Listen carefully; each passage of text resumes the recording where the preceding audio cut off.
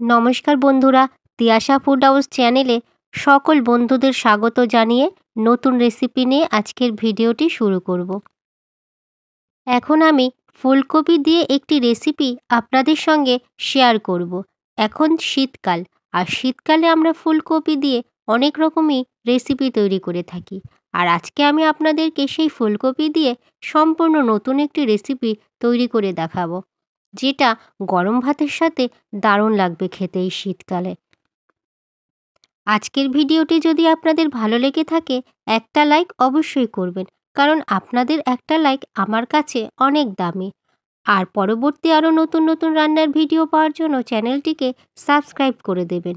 এছাড়া পাশে থাকা বেল অপশানে ক্লিক করবেন, যাতে পরবর্তী রান্নার নোটিফিকেশান আপনার ফোনে প্রথমেই পৌঁছে যাবে।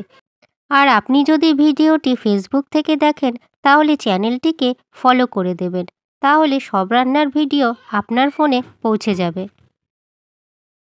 প্রথমে ফুলকপি কেটে নিয়েছি, আর ফুলকপির সাইজগুলো একটু বড় বড় করেই কেটেছি। আপনারা চাইলে এর থেকে ছোট সাইজও কেটে নিতে পারেন। বড় সাইজ করে কেটে নিলে রান্নার সময় আর ফুলকপিগুলো ঘেটে যাবে না। ফুলকপির পোস্ত রান্নার জন্য নিয়ে নিয়েছি 1 টেবিল স্পুন পোস্ত, 1 টেবিল স্পুন সাদা সর্ষে, আর ঝালের জন্য 3টে কাঁচা লঙ্কা। আর এই সমস্ত কিছু আমি শিলনোড়ায় বেটে নেব। ফুলকপি পোস্ত রান্নার জন্য কপিগুলোকে প্রথমে ভেজে নিতে হবে, আর তার জন্য কড়াইতে দিয়ে দিলাম সর্ষের তেল। পরিমাণের থেকে একটু বেশি তেলই দিতে হবে, তাহলে কপিগুলো খুব ভালোভাবে ভাজা হবে। এছাড়া কপি ভাজতে অনেকটাই তেল লাগে। এইবারে তেলটা যখন খুব ভালোভাবে গরম হয়ে যাবে, তখনই সমস্ত কপিগুলো তেলের মধ্যে দিয়ে দেব।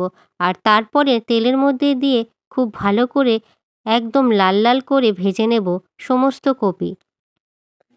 ফুলকপি যখন ভাজবো, তখন এই ফুলকপির মধ্যে কোনো রকম নুন আর হলুদও দেব না। নুন দিলে ফুলকপিগুলো নরম নরম হয়ে যাবে, আর ফুলকপির থেকে জলও বেরিয়ে যাবে। সেই কারণেই এই ফুলকপি ভাজার সময় ফুলকপির মধ্যে নুন দেব না, নুন ছাড়াই ভেজে নেব। আর এখন ফুলকপিগুলো লাল লাল করে ভেজে নিয়েছি, তারপরে সমস্ত ফুলকপিগুলো নামিয়েও নিয়েছি। ফুলকপিগুলো ভাজার পরে অনেকটা তেলও ছিল, আর ওই তেলের মধ্যে আমি আরও হাফ চামচের মতন তেল দিলাম। তারপর ফোড়নের জন্য একটা শুকনো লঙ্কাকে চিড়ে দিয়েছি, আর ছোট চামচের হাফ চামচ কালো জিরা দিলাম। জিরাটা ভালোভাবে গরম হলেই ওর মধ্যে আলু দেব, আর আলুগুলোকে আমি গোল গোল ডুমো ডুমো করে কেটে নিয়েছি, ছোট সাইজ করে। এখানে একটা মিডিয়াম সাইজের আলু দিয়েছি। এবারে আলুগুলোকে ভালো করে ভেজে নেব, একদম লাল লাল করে ভেজে নিতে হবে আলুগুলোকে। এখন মোটামুটি লাল করে ভাজা হয়ে গেছে আলু। ঠিক এরকমভাবেই আলুগুলোকে ভেজে নিতে হবে। এছাড়া দেখে নিচ্ছি আলুটা মোটামুটি সিদ্ধও হয়ে গেছে। আলু যখন কিছুটা সিদ্ধ হয়ে আসবে, তখন দিয়ে দেব ভেজে রাখা ফুলকপি। এইবারে আলু আর ফুলকপি ভালো করে কষিয়ে নেব।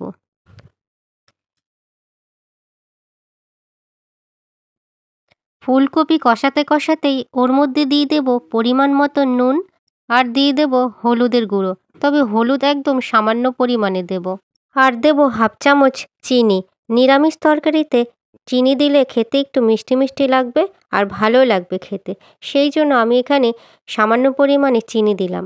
আপনারা চাইলে চিনিটাকে স্কিপ করেও যেতে পারেন, যারা মিষ্টি খেতে ভালোবাসেন না। এইবারে সব কিছুকে একসাথে কিছুক্ষণ ধরে কষিয়ে নিলাম। এইভাবে কিছুক্ষণ কষানোর পরে দিয়ে দেব জল। ফুলকপি আর আলু যাতে ভালোভাবে সিদ্ধ হয়, সেরকম পরিমাণেই জল দিয়ে দেব। এছাড়া ফুলকপি আর আলু যখন মোটামুটি 80% মতন সিদ্ধ হয়ে আসবে, তখনই সর্ষে পোস্ত বাটা দিয়ে দিতে হবে। আর সর্ষে পোস্ত বাটা দিয়ে বেশিক্ষণ ফোটানো যাবে না, তাহলে সর্ষে পোস্তর যে একটা ঝাঁঝালো গন্ধ আর টেস্ট, এই দুটোই চলে যাবে, খেতে তখন ভালো লাগবে না। ফুলকপির ঝোলটা যখন ফুটে উঠবে, তখন 10 মিনিটের জন্য ঢাকা রেখে দেব। 10 মিনিট পর ঢাকনা সরিয়ে দেখে নেব ফুলকপিগুলো মোটামুটি সিদ্ধ হয়ে এসছে, আলুটাও সিদ্ধ হয়ে গেছে, এছাড়া ফুলকপিটাও অনেকটাই সিদ্ধ হয়ে গেছে।